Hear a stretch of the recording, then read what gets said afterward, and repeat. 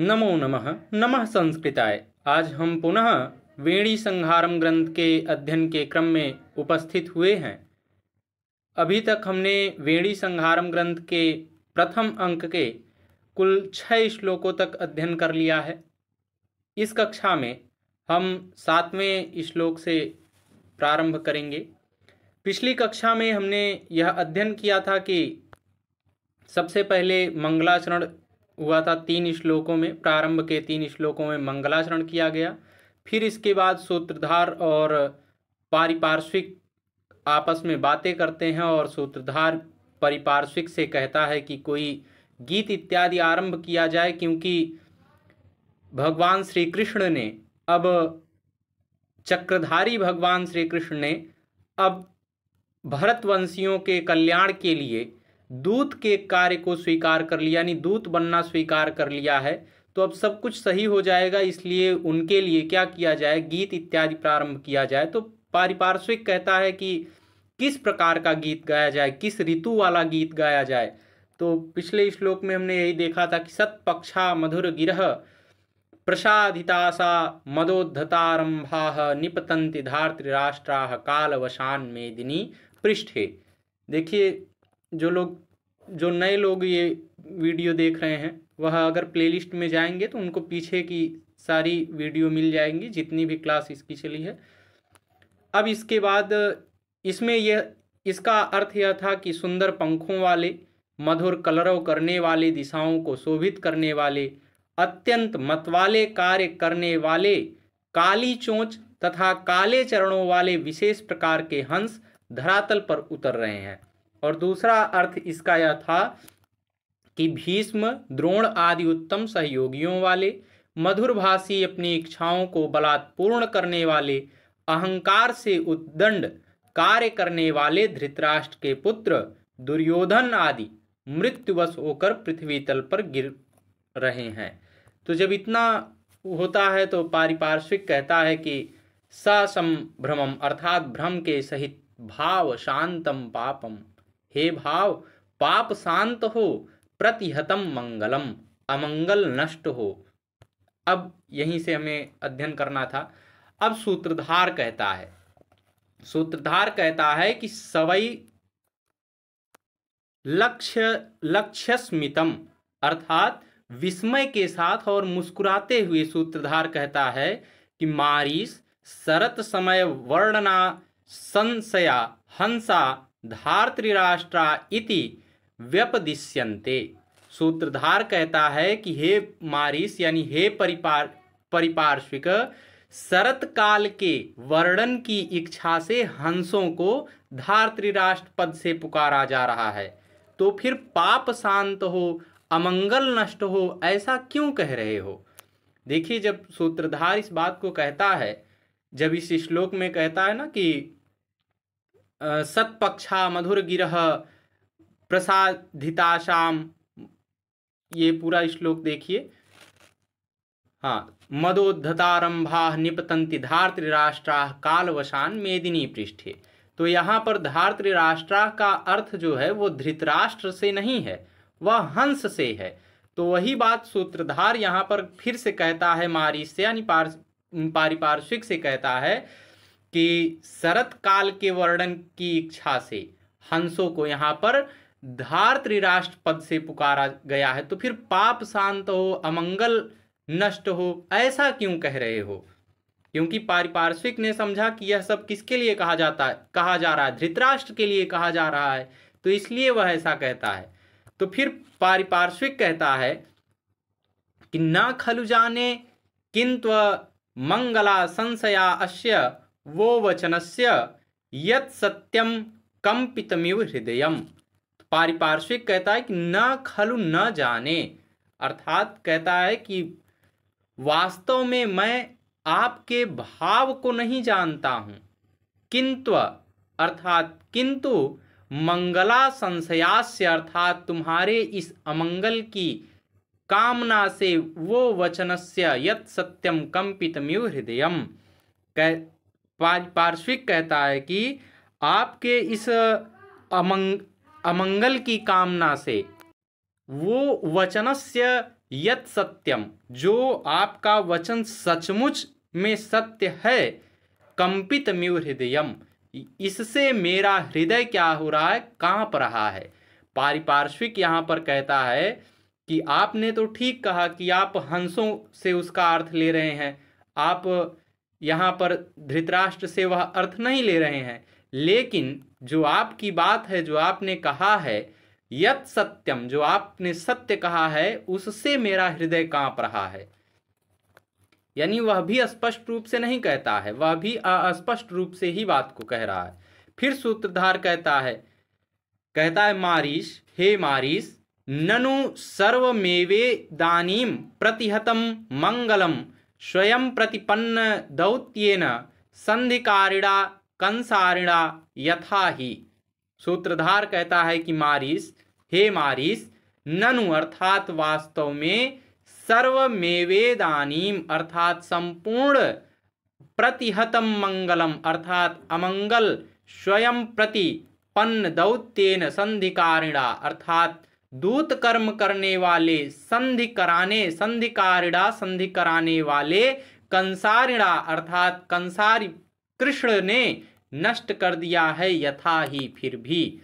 यहाँ पर सूत्रधार कहता है कि हे मारीस, वास्तव में अब तो संपूर्ण अमंगल नष्ट हो गया। क्यों नष्ट हो गया? क्योंकि स्वयं भगवान श्री कृष्ण ने, कंस का वध करने वाले भगवान श्री कृष्ण ने दूत कर्म को स्वीकार कर लिया है और संधि कराने जा रहे हैं। तो जब संधि होगी तो युद्ध की स्थिति ही नहीं आएगी, तो फिर अमंगल तो स्वतः ही नष्ट हो गया। कहते हैं फिर भी, अब फिर क्या कहते हैं, अब इस 7वें श्लोक में कहते हैं, यह 7वां श्लोक वसंत तिलका छंद में है, इसका हम उच्चारण करते हैं। निर्वाण वैरदहनाः प्रशमादरीणाम् नन्दन्तु पाण्डुतनयाः सह माधवेन रक्तप्रसादित भुवः क्षतविग्रहाश्च स्वस्था भवन्तु कुरुराजसुता सभृत्या। इसका अन्वय देखते हैं। कहते हैं अरीणाम प्रश्मात निर्वाण वैरदहनाः पाण्डुतनयाः माधवेन सह नन्दन्तो रंग प्रसादित भुवः क्षत विग्रहाः च सभृत्याः कुरुराजसुताः स्वस्थाः भवन्तु। कहते हैं अरीणाम अर्थात शत्रुओं के, प्रशमात अर्थात विनाश से, निर्वाण वैर दहना अर्थात शत्रु रूपाग्नि से शांत, पांडुतनयाः अर्थात पांडुपुत्र युधिष्ठिर आदि माधवेन सह अर्थात भगवान श्री कृष्ण के साथ, नंदन्तु अर्थात प्रसन्न हुए, रक्त प्रसादित भुवः अर्थात रक्त रंजित भूमि वाले, क्षत विग्रहाः अर्थात नष्ट स्वरूप वाले, सभृत्याः अर्थात सेवकों के सहित, कुरुराजसुताः अर्थात दुर्योधन आदि कौरव, स्वस्थाः भवन्तु अर्थात स्वस्थ रहें, प्रसन्न हुए।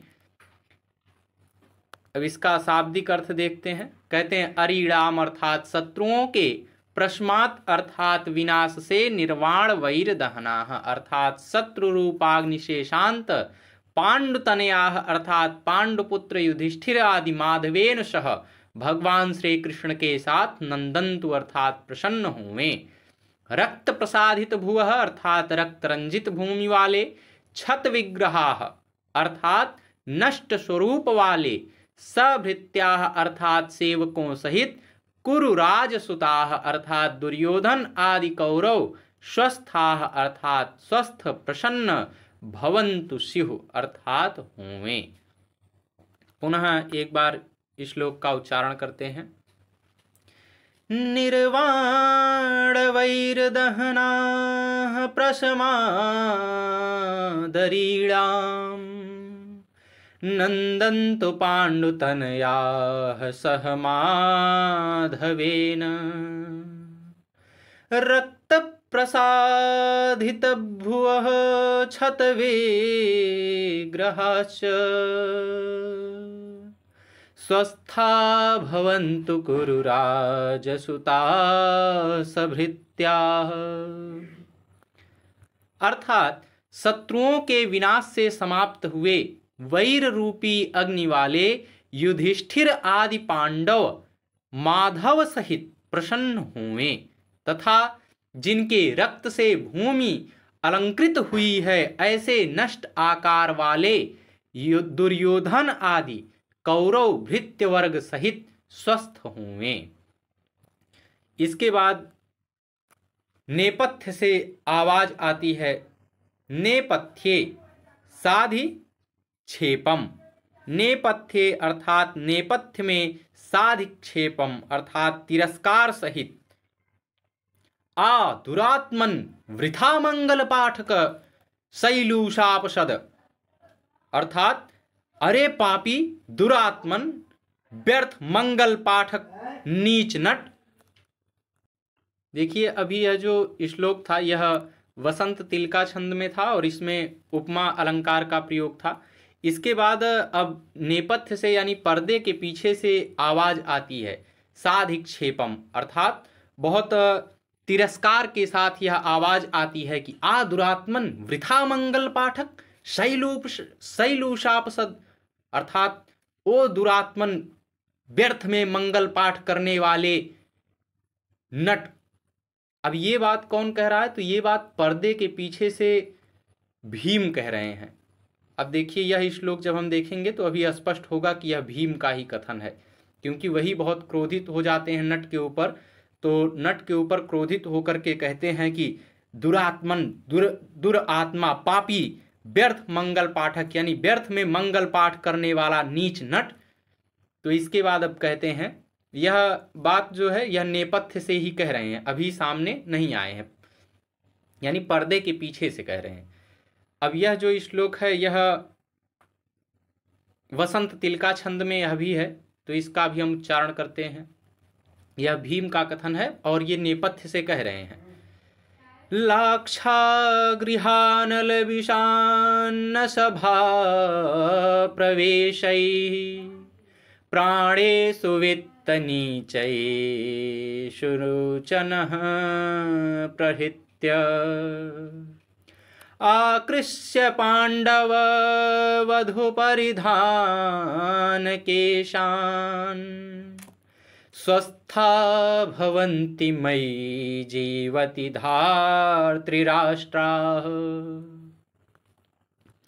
इसका अन्वय है कि लाक्षा गृहानल विषान्न सभा प्रवेशैः नः प्राणेषु वित्त नीचयेषु च प्रहृत्य पांडव वधू परिधान केशान आकृष्य धार्तृराष्ट्राः मयि जीवति स्वस्थाः भवन्ति। कहते हैं लाक्षा गृहानल विषान्न।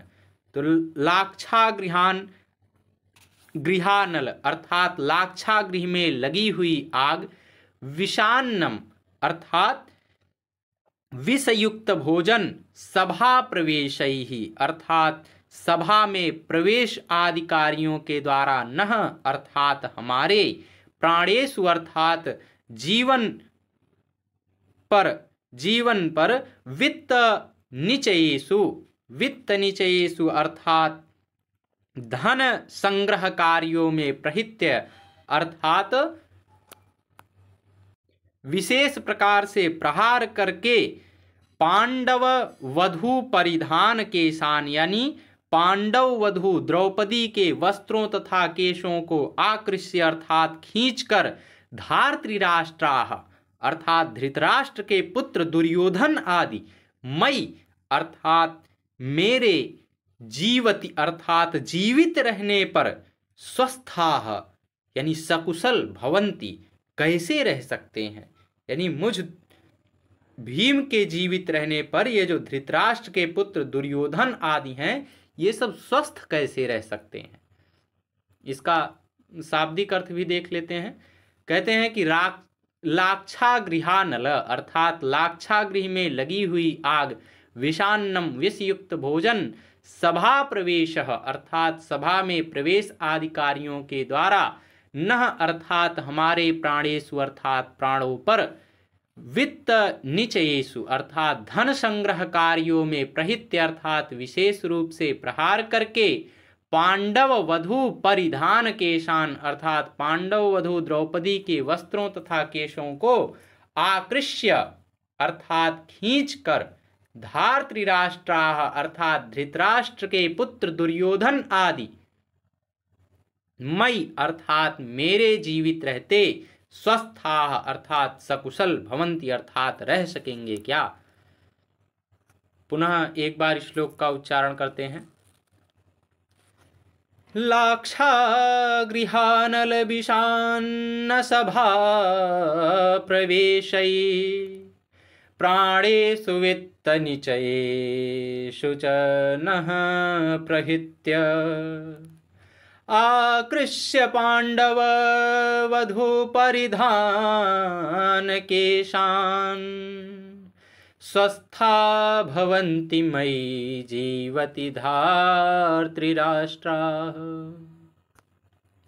अर्थात लाक्षागृह में अग्निकांड यानी जो अग्नि लगी हुई थी, आग लगी हुई थी, विषयुक्त भोजन, सभा में द्रौपदी के वस्त्रों व केशों को खींचना आदि भयंकर कार्य करके हम लोगों के प्राणों तथा जुआ इत्यादि क्रियाओं के द्वारा धन संग्रह पर आक्रमण करके मेरे जीवित होते हुए धृतराष्ट्र पुत्र दुर्योधन आदि स्वस्थ रह सकेंगे क्या।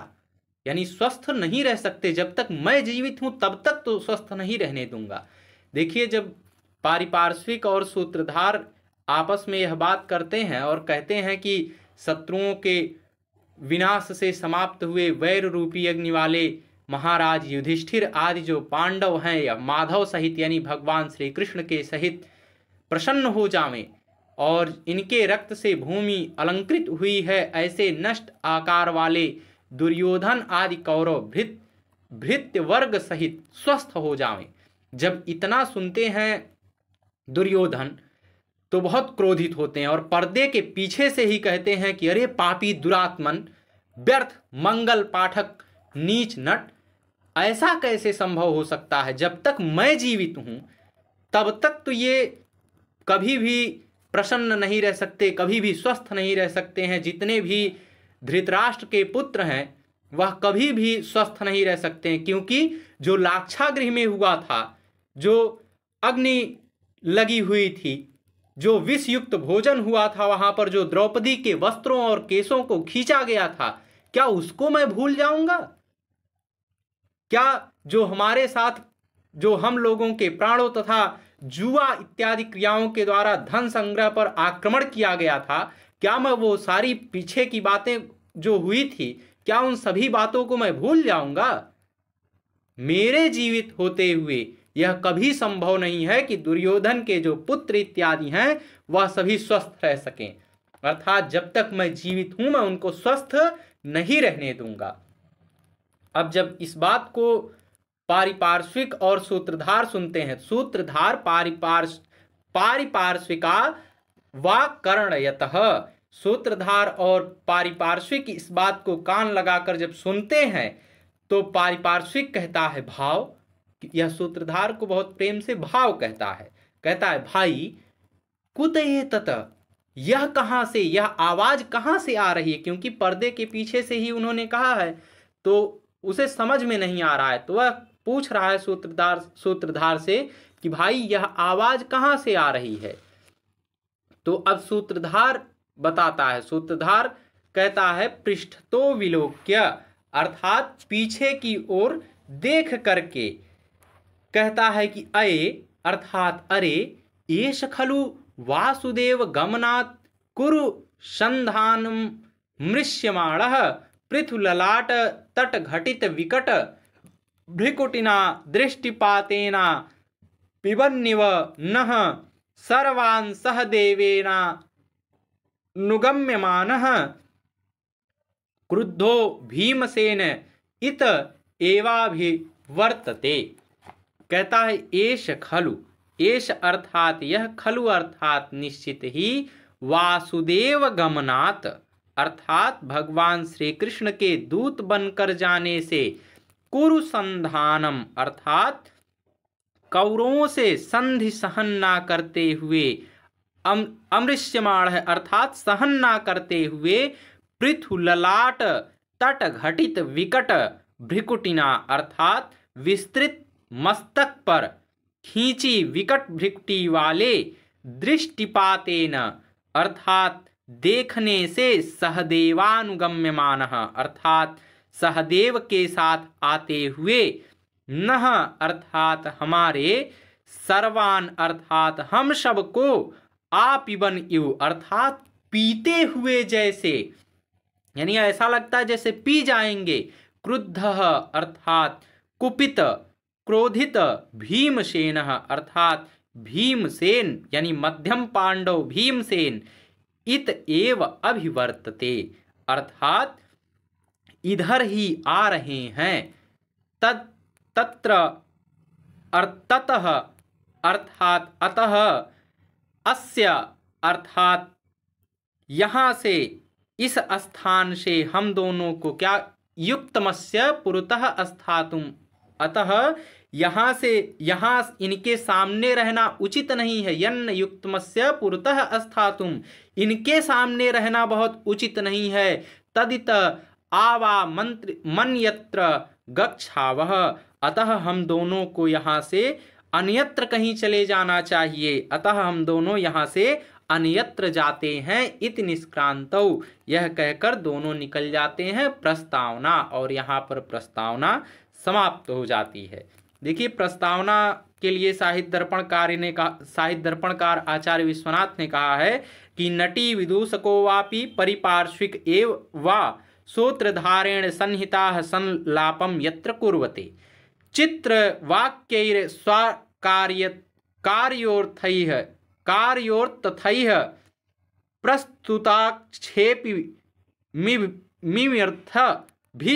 मिर्थः अमुखम तत्तु विज्ञेयम नामा प्रस्तावनाप्सा। कहते हैं जिस नाटक भाग में नटी विदूषक अथवा पारिपार्श्विक आदि विचित्र वाक्यों के द्वारा प्रस्तुत नाट्य कार्य का संकेत करते हुए आपस में सूत्रधार सहित वार्तालाप करते हैं, उसे प्रस्तावना कहा जाता है।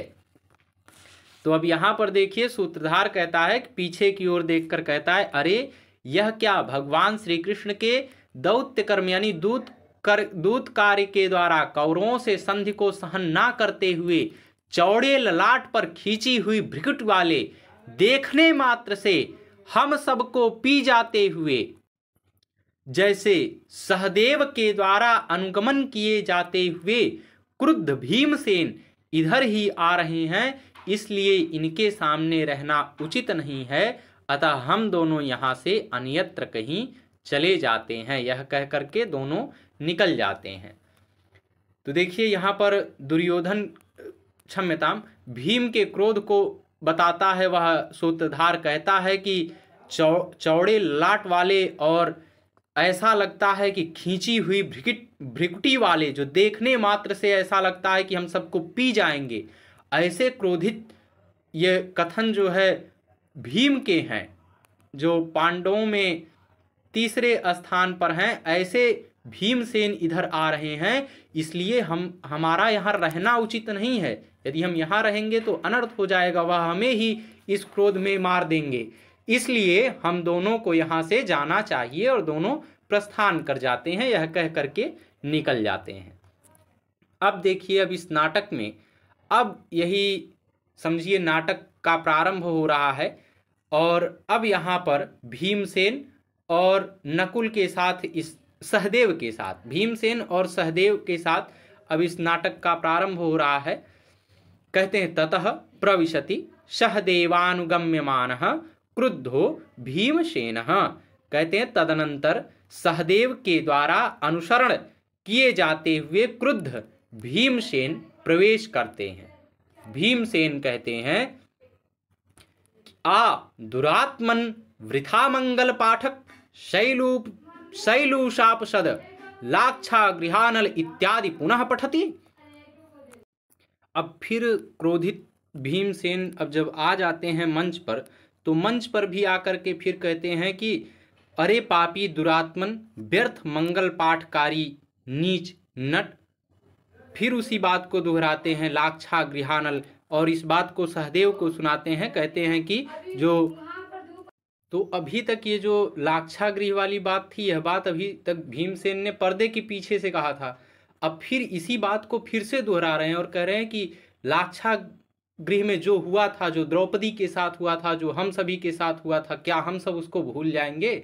मैं उनको स्वस्थ नहीं रहने दूंगा। जो भी धृतराष्ट्र के पुत्र इत्यादि हैं, मैं उनको स्वस्थ नहीं रहने दूंगा। इस प्रकार से भीमसेन कहते हैं। तो फिर अब हाँ आगे देखिए, इसका आप स्क्रीनशॉट लेना चाहिए या हिंदी है इसकी। अब फिर आगे सहदेव कहते हैं सानुनयम, अर्थात बहुत अनुनय के साथ कहते हैं आर्य मर्शय मर्शय, आर्य क्षमा करें क्षमा करें, क्योंकि वह जानते हैं कि यह तो सब सेवक इत्यादि हैं, इन पर क्या ही क्रोध करना। कहते हैं कि मर्शय मर्शय अर्थात क्षमा करें आर्य। अनुमतमेव नो भरत पुत्रस्यास्थवचनम पश्य, कहते हैं कि इस नट का कथन तो हम लोगों के अनुकूल ही है। पश्य देखिए, अब यह जो 7वां श्लोक कहा था, उस 7वें श्लोक में ले जाते हैं निर्वाण वैर दहना, यह जो श्लोक है। कहते हैं कि इति पठित्वा अन्यथा अभिनयति, तो कहते हैं कि अब आप इस श्लोक में देखिए, जो यह श्लोक है, इसमें तो उन्होंने कहा है कि शत्रुओं के विनाश से समाप्त हुए वैर रूपी अग्नि वाले युधिष्ठिर आदि पांडव माधव सहित प्रसन्न हुए। तो यहाँ पर तो वह हमारे प्रसन्नता की ही तो बात कर रहा है, इसलिए क्या करिए, उसे क्षमा कर दीजिए, वह तो सेवक है, ऐसी बातें कहेगा ही।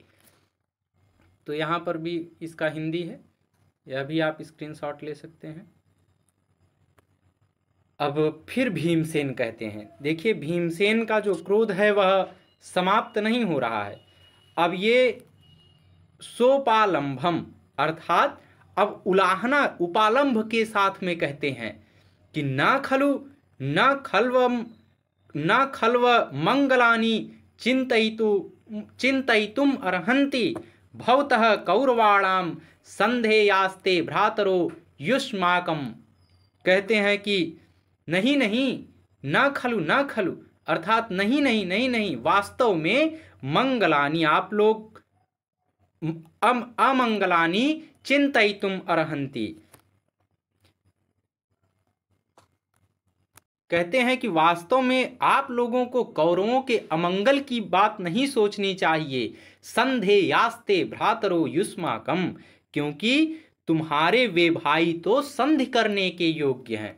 अब देखिए यहाँ पर, क्योंकि भीम बहुत क्रोधित हैं, और यहाँ पर जब सहदेव कह रहे हैं क्षमा कर दीजिए, यह तो हमारे अनुकूल ही बातें कह रहे हैं, तो यहाँ पर भीमसेन अपने क्रोध को व्यक्त भी नहीं कर पा रहे हैं, तो उलाहना देते हैं, कहते हैं कि नहीं, वास्तव में आप लोगों को कौरवों के अमंगल की बात नहीं सोचनी चाहिए, क्योंकि आपके वो तो आप तो वहां संधि करने जा रहे हैं, तुम्हारे वे भाई तो संधि करने के योग्य हैं।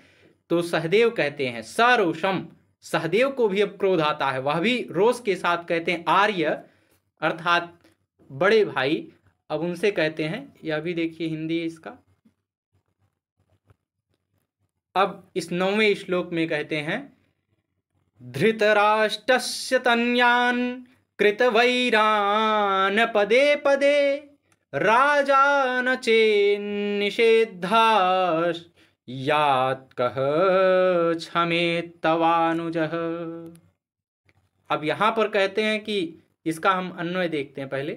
कहते हैं चेत राजा निषेधान स्यात् पदे पदे कृतवैरान धृतराष्ट्रस्य तनयान कह तव अनुजः क्षमेत। कहते हैं चेत, कहते हैं यदि राजा अर्थात महाराज युधिष्ठिर ने निषिद्धा अर्थात रोकने वाले ना स्यात् ना हुए, तरहि पदे पदे, तो पद पद पर यानी कदम कदम पर कृतवैरान अर्थात शत्रु बनाए हुए धृतराष्ट्रस्य तनयान अर्थात धृतराष्ट्र के पुत्रों दुर्योधन इत्यादि को कह अर्थात कौन, ते अर्थात तुम्हारा, तव अर्थात तुम्हारा, अनुजः अर्थात लघु भ्राता, क्षमेत अर्थात सह सकता है।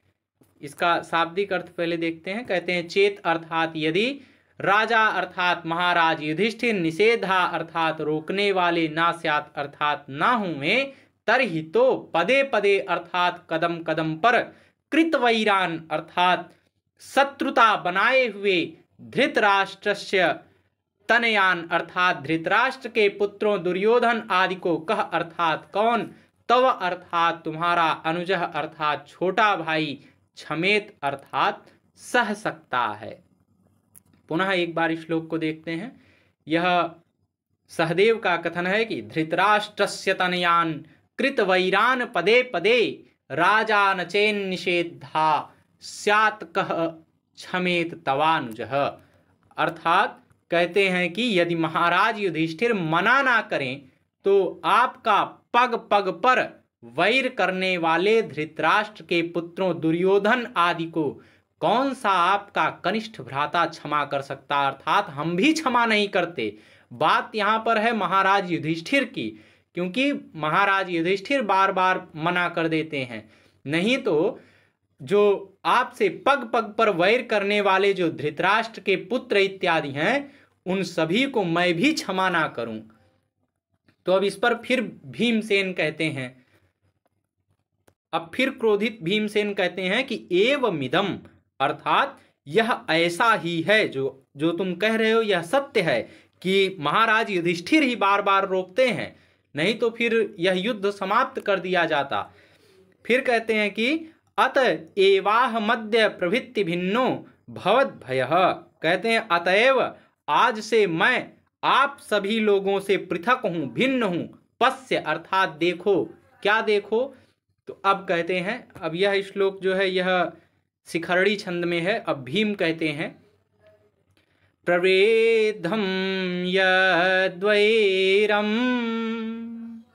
मम खलु शिशोरेव कुरुभिर् न तत्रार्योर्हेतुर्न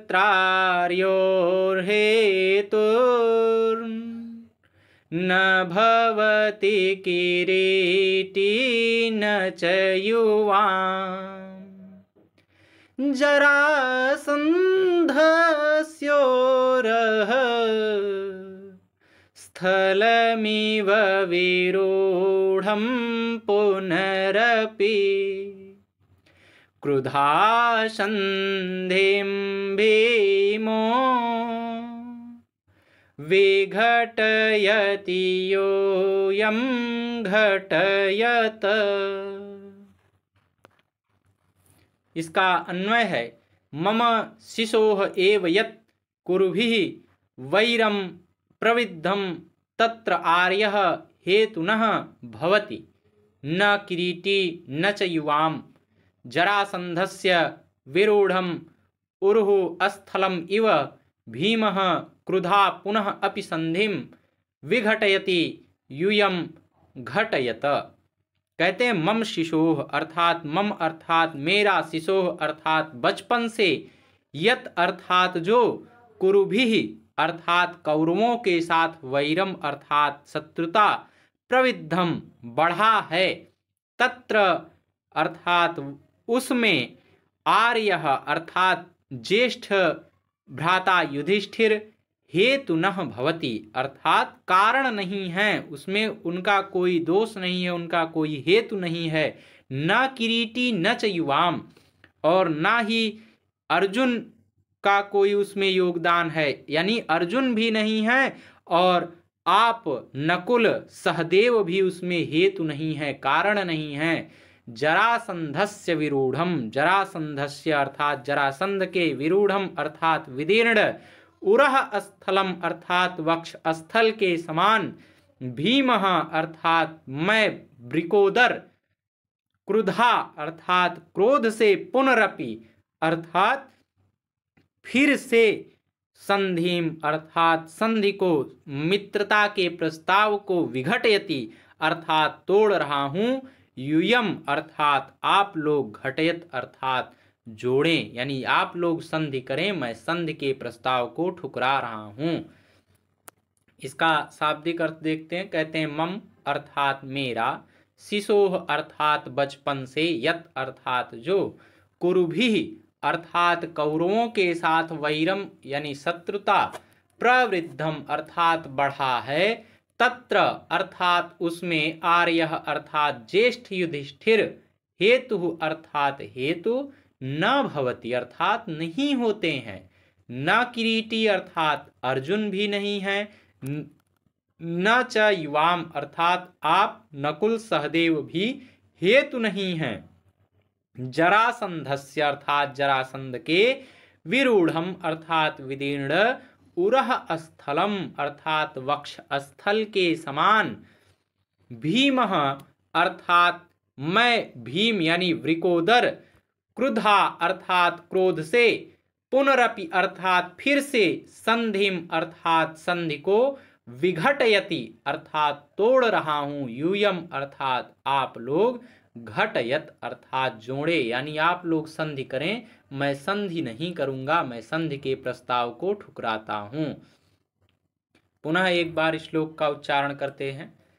प्रवृद्धम यद्वैरम मम खलु शिशोरेव कुरुभिर्न तत्रार्योर्हेतुर्न भवति किरीटी न च युवाम् जरासन्धस्योरः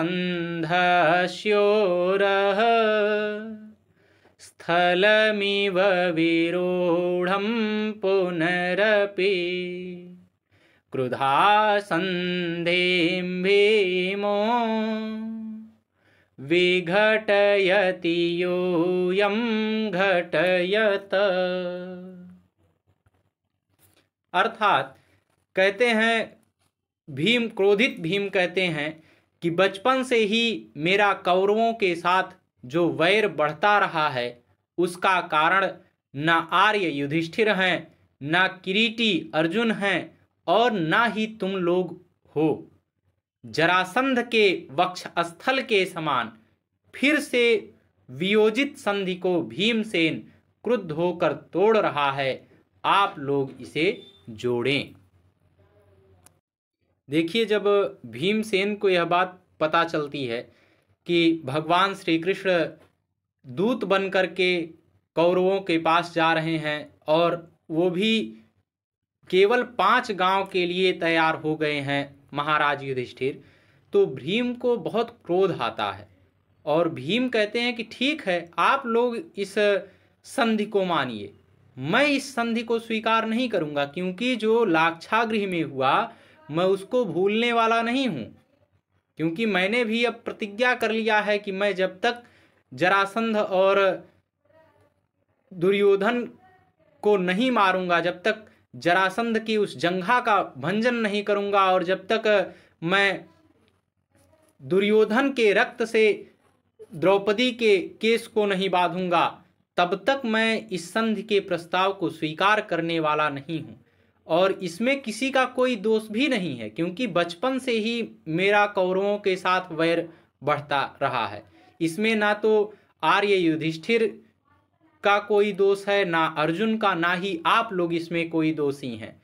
इसमें तो बस सिर्फ और सिर्फ जरासंध और इस समय जो राज सिंहासन पर बैठा हुआ दुर्योधन है, इसमें सिर्फ और सिर्फ वही दोषी हैं, क्योंकि जो लाक्षागृह में हुआ, जो उन्होंने द्रौपदी को अपनी जंघा पर बैठने के लिए कहा और जो उसके केसों को उन्होंने खींचा, जो उसका इतना अपमान किया, उस अपमान के कारण मैं कभी भी इस संधि के प्रस्ताव को स्वीकार नहीं करने वाला हूं।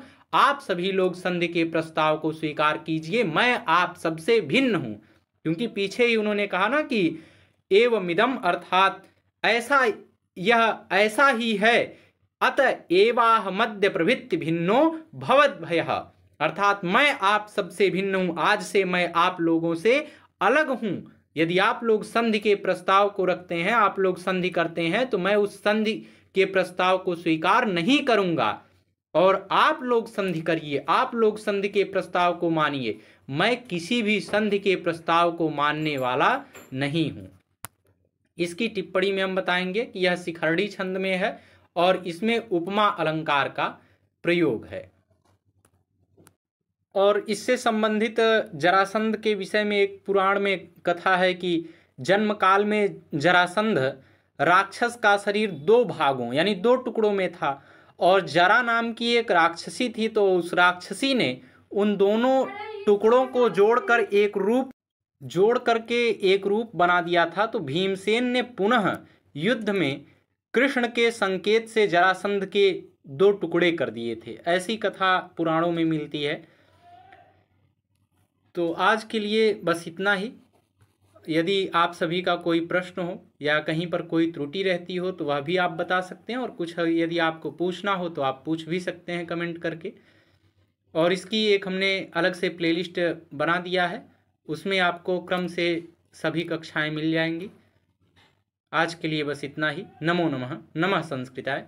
धन्यवाद।